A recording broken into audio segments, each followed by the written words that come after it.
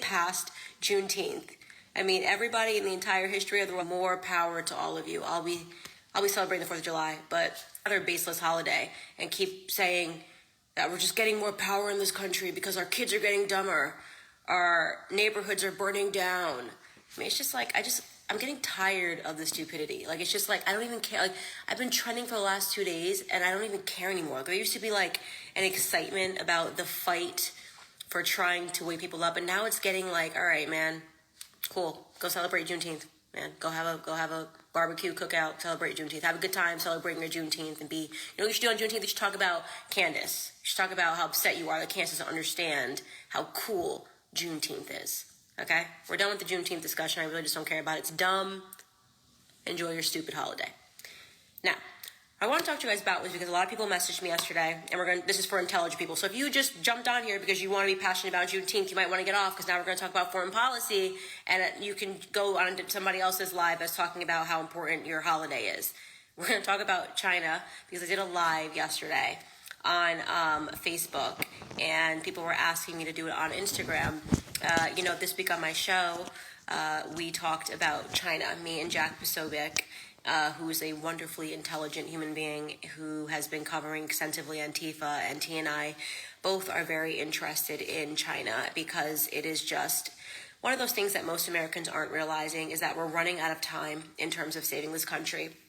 And people don't understand that we right now have China, which has developed, for those of you that don't know and aren't learning in school, because while you're busy learning about Juneteenth and critical race theory and all this other nonsense, what you're not learning about are the things that are going to impact future generations, which is the fact that this country is going to be radically different, and that China has actually put into place a 100-year plan.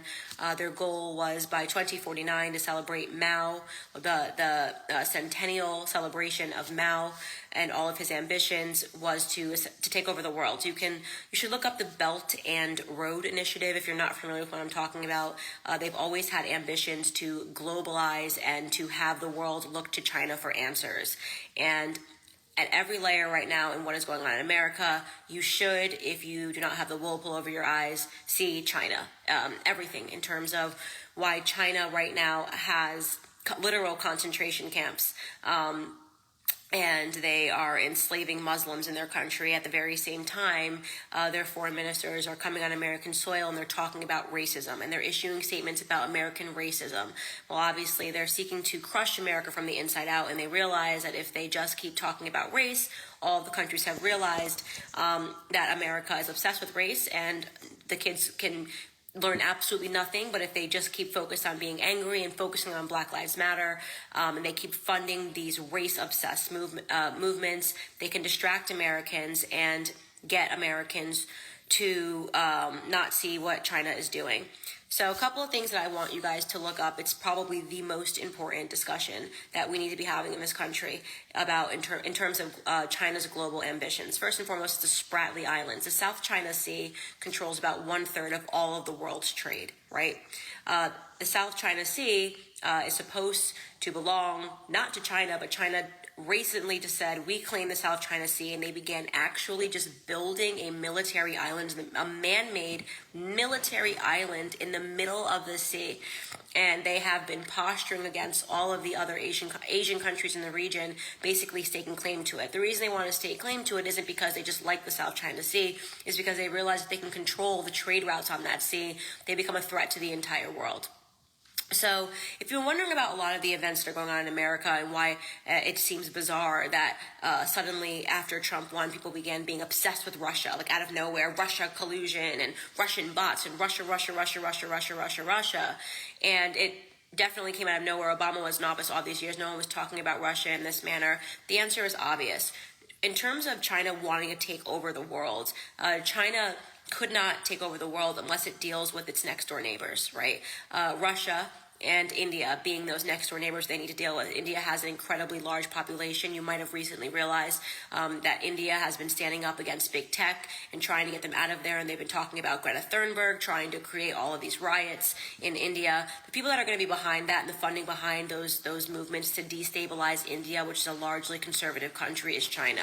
If you look at Russia, if you look at just the map, Russia is China's next door neighbor, and it's a nuclear power. So if China wants to take over the world, they need to make sure that there is no communication between America and Russia, and that no deals are done between those two countries. What they want to do is they want to make sure that they fundamentally weaken America, take America off of the world stage as the world's power, and the best guard against that is a reverse Henry Kissinger strategy, and that strategy is to make sure that Russia and America never communicate. So obviously, the establishment Democrats have sold us out to China. Everybody knows that, unless you're a person who is just paying attention to nothing but what is actually important, like Juneteenth.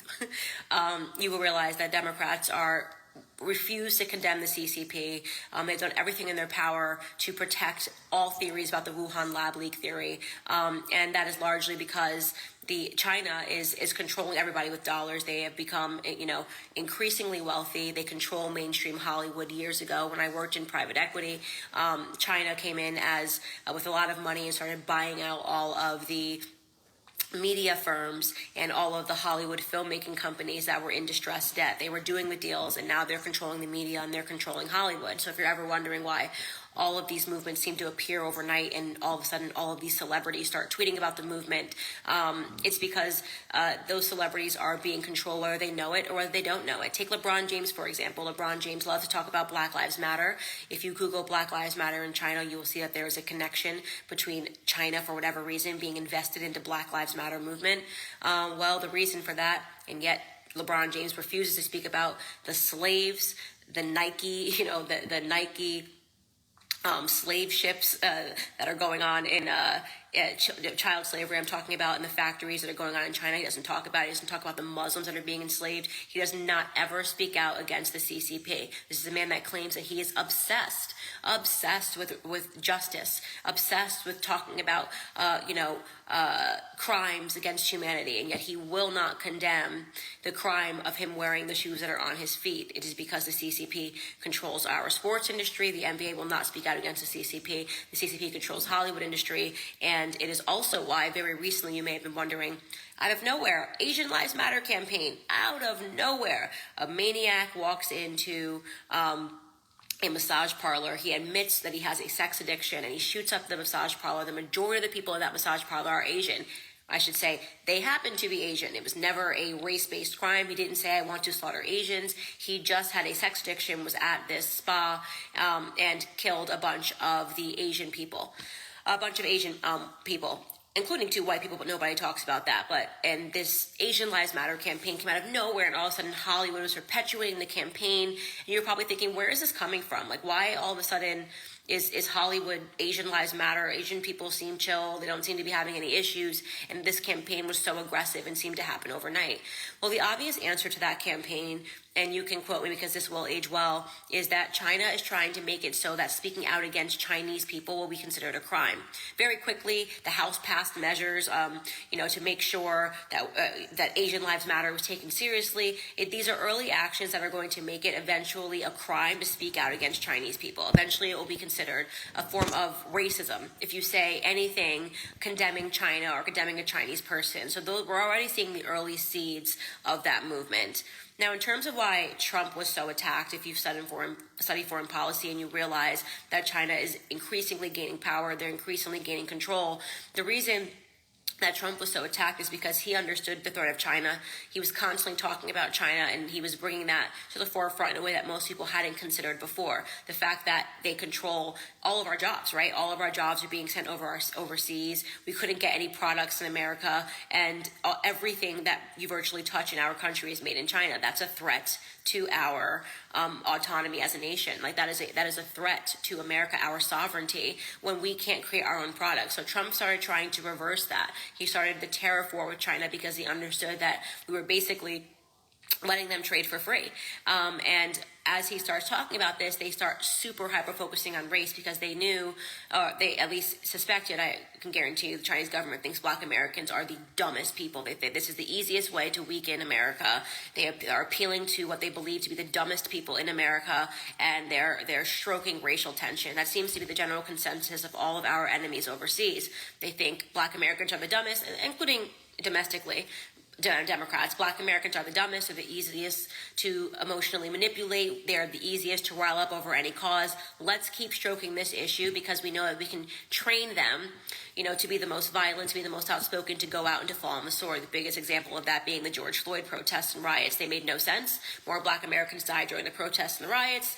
People were killed. Black American neighborhoods burned to the ground, and yet black Americans still wear a Black Lives Matter George Floyd t-shirt tomorrow because there's a bigger cause that we should be getting behind. Juneteenth. It's just like everyone in the entire world thinks black Americans are stupid, including the Democrats, including, the majority of Americans that vote Democrat believe that black Americans are stupid and we're easily manipulated, which is why every time a policy is passed, they say, if you don't pass this policy, it would be racist. If you don't pass, if you don't stand up against or pass this act or pass this measure, then black Americans are going to suffer. The idea is black Americans are stupid, so we're supposed to get up and we're supposed to scream and riot and protest on behalf of something that is not going to benefit black Americans. Obviously, we're just the useful idiots, we're the pawns, and we just do it over and over and over again. Again, I'm getting bored with it. But it's it is what it is. At this point, I just have to just keep going, and if you hate me, you hate me. I don't really care, right?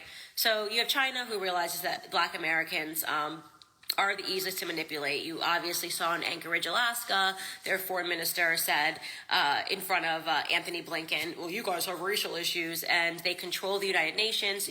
All you have to do is look up, who World Health Organization. You think of the United Nations, they accept billions and billions of dollars from all different countries. The countries that give them the most money are the countries that they support. China is the major backer of all of those, so they've slowly realized that Americans are very easy to control. All you have to do is offer us money. They've offered Democrat politicians money, and they're moving through policies in America that are fundamentally meant to weaken the American structure, to weaken the American way of life, and to cause this sort of cultural Marxism. Another interesting point, and I'm kind of just giving you guys a lot of information because I think it's super important for you to understand just how much of a threat China is, because they are winning right now and they are successful in their efforts to take over the world, in my opinion, and I think we have a very short runway of time to actually be able to stop it. Another way that they're weakening us is by making our culture more effeminate. So consider the fact that America is obsessed with all of this weird stuff. There's 29 genders. Obviously there's not, but, people are emotional and stupid, and so here we are, right? We need to make sure that children can pick their gender. We are encouraging children to mutilate their bodies because they're trans. It's fine. They're trying to force through this legislation. Again, who do you think is behind these politicians that are writing up these laws? It's going to be China. And they're increasingly trying to make men more effeminate, while at the same time they're trying to make women more manly. There's no society that can survive without strong men. China knows that. They know that so much, but at the same time that they're encouraging this effeminate culture in America, at the same time that they're encouraging men to be more feminine, at the same time that they're behind the dollars to promote people like Harry Styles wearing a dress in the cover of Vogue, China, and you can look this up on the BBC, is implementing a program to make their men more manly. Now, why would China be doing that? It's interesting, right? Why would China be investing money to create courses in masculinity with the express effort and purpose of making their men more masculine? Why would you do that? Why, if this is just society and the world is great and everyone's becoming more woke, why is China, at the very same time that we are trying to tell men to be women, they are trying to encourage their men to be like more men? Because they're realizing that this is the way the world is going. America won't be able to survive when we are completely weakened and we have no men, right? That's the idea, is to do things very slowly. They're different than Americans. They will play the long game. That's why they had a 100-year plan to do this. It is why they began taking over our school systems with dollars. They're behind the educational push to dumb down our children.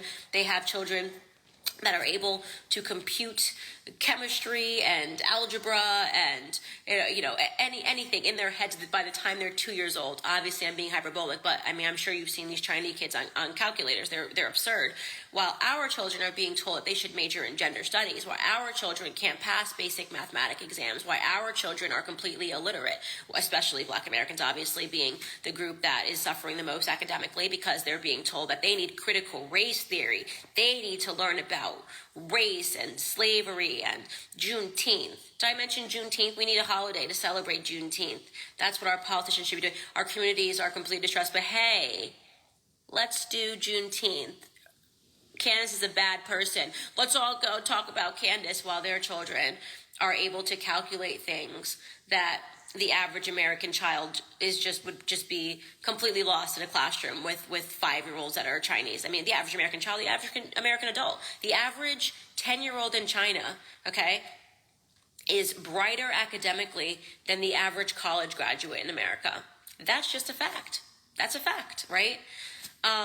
So this entire cultural Marxist push that is happening, China is behind it. And most people, if you actually studied finance, you actually studied foreign policy, if you actually looked up the Spratly Islands and you understood how aggressive they have been in the South China Sea, you would understand that America is very severely being threatened. And this is the reason why so many of us stood behind Donald Trump, who was calling this stuff out and was talking about bringing American jobs home, because we understood that he was talking about saving America. But most people in America are too emotional to be able to understand that. So they just wanted to go with a president that would give them Juneteenth. Great. Happy Juneteenth, guys. I hope this holiday is great for everybody who is screaming about it on the internet right now. It's for you. It's good. It's going to be amazing. We're going to be so great when we're all speaking Chinese, because nobody actually had the courage to say that we're being idiots. All of us collectively are being stupid. The Democrats don't ever put forth anything because they want to make our lives better. They have sold us out to China. That is it. The end. Okay? Juneteenth is going to be the beginning of a very long process of creating even more divisive pieces of legislation, divisive rhetoric. I mean, it boggles my mind that you've had all this time and you still do not understand how you are being manipulated. It's just, honest to God, it drives me crazy. I just want people to be smarter, okay? Nobody in the entire world celebrates the end of slavery, okay? The Africans still have slavery. There is no holidays in Africa celebrating the end and the beginning or the going-ons of the various slavery mechanisms they have going on. I'm not saying that the end of slavery wasn't good. I am saying that you need to recognize that you are being manipulated and you are being controlled and you are being divided in your own country because another country is trying to take you over. That's it. That's my TED Talk. Happy Juneteenth.